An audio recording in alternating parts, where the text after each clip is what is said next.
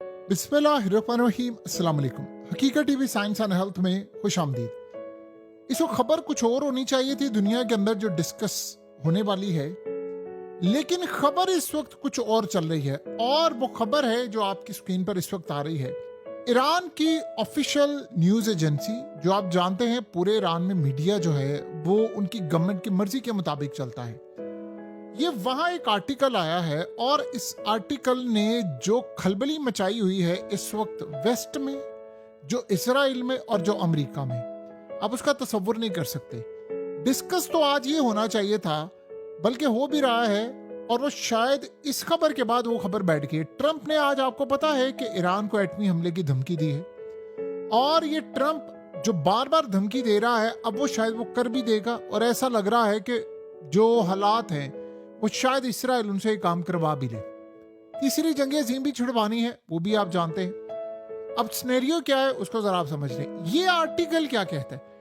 ये आर्टिकल उनके मीडिया में आया और उसमें कहा गया, उसकी हेडलाइन ये है कि अब ईरान के पास एटम बम बनाने के अलावा कोई रास्ता नहीं है, क्योंकि अब ट्रंप हमें धमकियां दे रहा है न्यूक्लियर की, वो हम पर एटमी हमला करने की धमकियां दे रहा है, और जो एटमी हमले की धमकी है और फिर निगोशिएशन है वो सिर्फ एक ही सूरत हल हो सकती है कि ईरान एटम बम बना रहे। उसमें ये कहा गया है कि अब दुनिया जा रही है न्यू वर्ल्ड ऑर्डर की जानिब। ईरान के पास एटमी धमाका करने के अलावा कोई रास्ता नहीं है।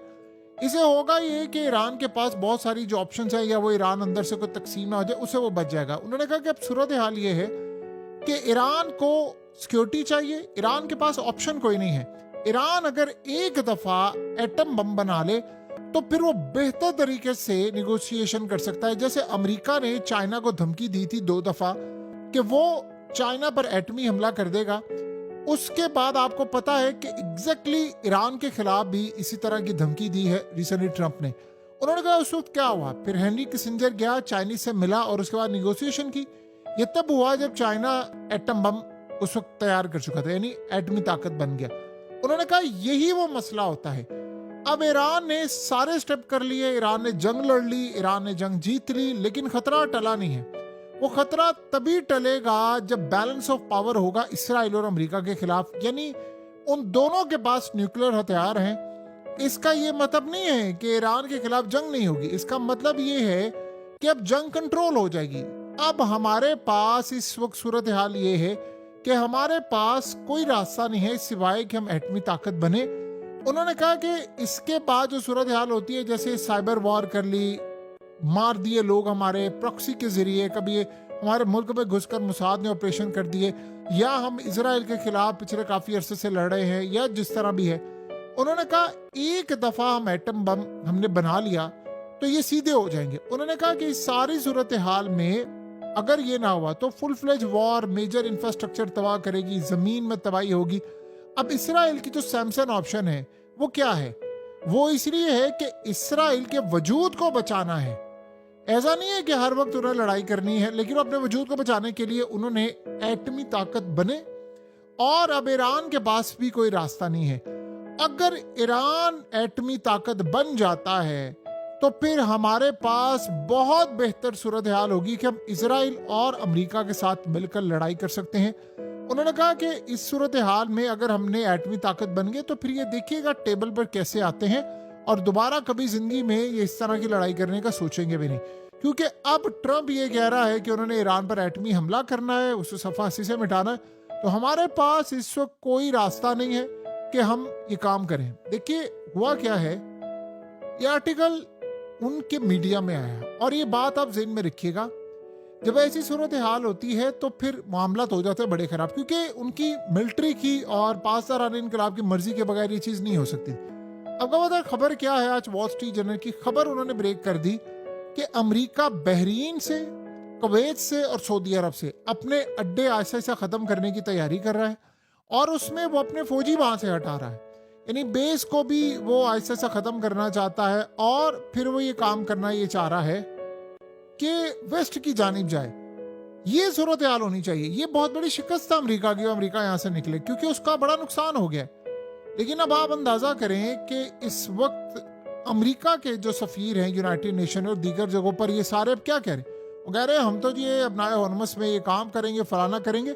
इसीलिए आज ईरान की फौज ने कहा है कि आने वाले दिनों में हम जहन्नुम बर्पा करने जा रहे हैं। जहन्नुम बर्पा करने जा रहे हैं किस पर? ईरान के साथ मिलकर, ईरानी अवाम के साथ मिलकर, अमरीकी बेसिस पर। सो इस सूरत हाल में उन्होंने कहा कि ईरान के पास ऑलरेडी जो बैलिस्टिक मिसाइल हैं वो हमने लॉन्च कर दिए हैं कुवैत पर और बहरीन पर। सो अब जो एग्रीमेंट है वो तो जाहिर सी बात है, आपको पता कोलैप्स हो जाएगा। ये तो नजर आ रहा है कि माहिदा टूटने वाला है और ये जंग बड़ी भयानक अब शुरू होने वाली। लेकिन आप इस सारे सिनेरियो को देखें तो आपको ये बात अच्छी तरह समझ आएगी कि आज अगर ईरान इस लेवल पर आ रहा है, देखिए दो बातें ज़हन में रखिएगा। आयतुल्लाह अली खामनेई इस दुनिया से चले गए हैं, जब वो चले गए उनका फतवा भी चला गया है, तो फतवा नया आ जाएगा। मुश्तबा खामनेई इस वक्त लीडर हैं, वो फतवा नया ले आएंगे और वो देखिए इस वक्त ईरान को उन्होंने बचाना है। वो ये समझ रहे हैं कि इसराइल के पास आज एटमी ताकत है तो इसराइल का वजूद खत्म नहीं हो रहा, तो हमें भी ये काम करना है। हमें हाय रोज धमकी मिल रही है। उन्होंने यानी उनका इशारा इस जानिब भी था कि आपने देखा नॉर्थ कोरिया पर पाबंदी लगी है ना ज्यादा से ज्यादा, इससे ज्यादा तो कुछ नहीं है। आप नॉर्थ कोरिया को कहें हम आपको सफाई से मिटाएंगे, अगले कहेंगे जिससे पहले तुम अटैक करोगे उससे पहले बटन हम दबाएंगे और वाशिंगटन को उड़ा देंगे और अमेरिका की जो 50 रियासतें हैं उनको उड़ा देंगे, क्योंकि उनके मिसाइल सीधा अमेरिका तक जाते हैं और उनकी रेंज है और ऊपर उन्हें सिर्फ न्यूक्लियर वॉरहेड लगाना है। अमेरिका के पास कोई ऐसा डिफेंस सिस्टम है ही नहीं जो बचा सके, है कोई सवाल ही पैदा नहीं होता। वो सारे अपने डिफेंस सिस्टम, वो थार्ड, वो पैट्रियट, वो थर्ड क्लास, वो सब देख लिए, वो सारे फेल हो गए ईरान जंग के अंदर। तो मिसाइल तो वही होते हैं, उसमें आईसीबीएम हो सकता है, लॉन्ग रेंज मिसाइल है, हाइपरसोनिक, आप उस पर न्यूक्लियर वॉरहेड लगाएं और फिर उसके बाद आप उसको बटन दबा दें तो फिर उसके बाद वो फट जाएगा। ये जो ट्रंप ने आज धमकी दी है, ये धमकी उसकी बनती नहीं थी, ये धमकी वाला कोई सिस्टम था ही नहीं। यानी आप ये सोचो, चले जंग के दौरान आपको समझ आती है, आज ये धमकी देने की क्या जरूरत थी कि मैं ईरान को सफाई से मिटा दूंगा। ये बात जाहिर करती है कि एक तो ट्रंप की पॉलिसीज, ये तो आप जेल में रख लें, आप उन पर भरोसा शरोसा कोई नहीं कर सकते। ये आप अपना दिल और दिमाग अच्छी तरह समझ लें। आप ट्रंप पर कोई भरोसा नहीं कर सकते कि यार ठीक है आज मैं ये कर लूंगा, कल कर लूंगा, फलान। ये नहीं होने वाला कि आप ट्रंप पर भरोसा करें, वो आपका भरोसा जीत ले, आपका सारा काम कर ले, आपकी चीजें कर ले, ये नहीं होने वाला। तो ट्रंप को असल में आप सीरियस ले, ये बंदा कुछ भी पागलपन कर सकता है, इसके इलेक्शन सर पर हैं, इसकी वीडियोस, इसका पता नहीं क्या कुछ, कहां पर किसके पास खुफिया क्या चीजें हैं, ये कुछ भी हो सकता है। आप सोचे ना एग्रीमेंट के बाद की कोई सूरत हाल है। एग्रीमेंट साइन होने के बाद 2 दफा अटैक हो चुका है ईरान पर, और ईरान भी 2 दफा अटैक कर चुका हुआ है। आज भी ईरान ने अटैक किया अमेरिका की बेसिस पर। तो जब इस लेवल का अटैक हो गया है तो बताएं बाकी सूरत हाल क्या है? ये पागलपन नहीं है तो और क्या है? सो अमेरिका के साथ अब जो हो रहा है और जो आने वाले वक्त में अमेरिका के साथ होगा वो बड़ा भयानक हो सकता है। अमेरिका को ये बात बड़ी अच्छी तरह मालूम है कि हमारे साथ आने वाले वक्त में बहुत भयानक हो सकता है, और यही बात है। देखिए होता क्या है कि जब आप बंद गली में चले जाते हैं, आप सारी चीजों को देखें। इसराइल को पता है कि ट्रंप के बाद कोई प्रेसिडेंट नहीं आएगा अमेरिका का जो मेरे साथ इस तरह जंग में शिरकत करेगा। ईरान बन गई है बड़ी ताकत, ईरान की फौज, ईरान की फोर्सेस, ईरान इस वो ताकत यानी बला बन चुका हुआ है जो शायद ही दुनिया में किसी से शिकस्त खाए, यानी उनका वो लेवल ही नहीं। अब इनके पास क्या ऑप्शन है? इसराइल को ये बात पता है, ना मिसाइलों से ईरान को हरा सकते हैं, ना ड्रोन से हरा सकते हैं, ना रिजीम चेंज हो सकता है, ना कोई और मामला हो सकता है। अब उनके पास, इसराइल के पास ऑप्शन क्या है? इसराइल ने अपने पास रखी हुई है सैमसन ऑप्शन। अगर इसराइल के वजूद को खतरा होगा तो वो पूरी दुनिया को जलाकर राख का ढेर बना देंगे, यानी खुद भी तबाह होंगे और सबको तबाह कर देंगे। वो इस बात पर उनकी ऑप्शन है।